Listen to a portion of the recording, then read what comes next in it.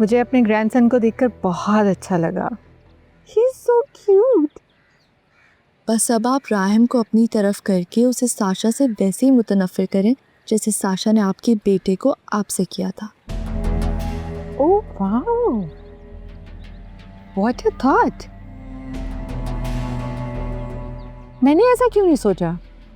आप अपनी बेटी को कम मत समझें, मैं बहुत गहरा सोचती हूँ। वैसे अब उनके खुद के इतने मसले चल रहे हैं, मुझे लगता है ज़ारून उस लड़की के साथ ज़्यादा अरसे नहीं रहेगा। और ऐसा तुम्हें क्यों लगता है? थिंक अबाउट इट मामा। आपने खुद देखा था वो कैसे उस लड़की पर चिल्ला रहा था। वैसे भी वो मोहिनी के मिसकैरेज को लेकर काफ़ी अपसेट है।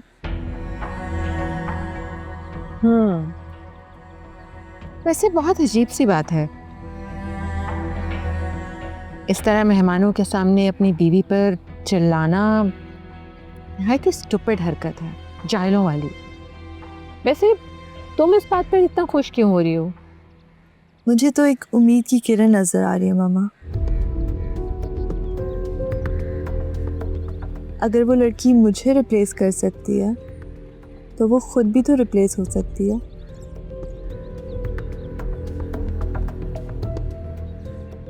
तुम ऐसा सोचो भी मत, ऐसा कुछ नहीं होगा।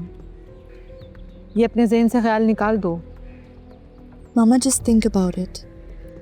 अगर ज़ारून उस लड़की को छोड़ दे तो मैं उसे एक्सेप्ट करने के लिए तैयार हूँ।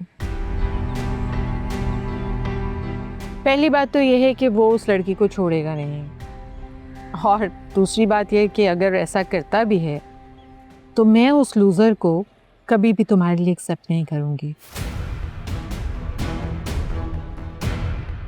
इसलिए अपने ذहन से ये सारी चीज़ें निकालो और जो लड़के मैंने तुम्हारे लिए सेलेक्ट किए हैं उसमें से किसी एक को पसंद कर लो।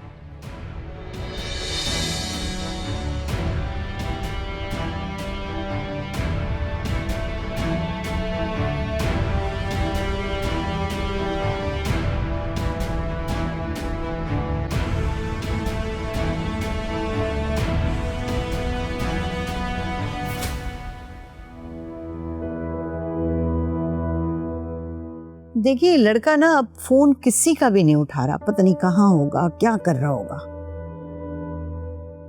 कहा तो है तुमसे मैंने, मत कॉल करो उसे। आपको किसने कहा था उसे घर से बाहर भेजने के लिए? खुदा ना खास्ता गुस्से में उसने कोई ऐसा वैसा कदम उठा लिया तो उसका जिम्मेदार कौन होगा?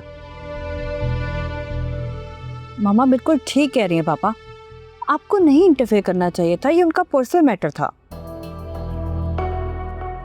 सो उससे मैं न जाने क्या से क्या कह रहा था। उस वक्त उसे मंजर से हटाना बहुत जरूरी था ताकि वो सोच समझ कर फैसला कर सके।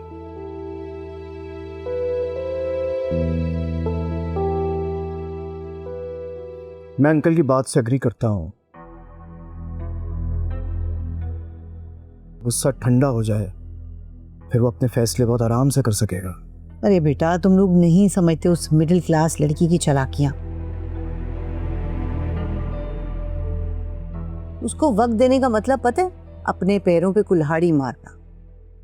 एग्जैक्टली हम तो कब से कह रहे थे कि उस लड़की की नीयत ठीक नहीं है, और देखें वही हुआ। अगर उसको वाकई जी से मोहब्बत होती तो वो ऐसा घिनौना काम तो नहीं करती ना। स्टॉप इट यार, ये हमारा मसला नहीं है, वो लोग खुद सॉल्व कर लेंगे।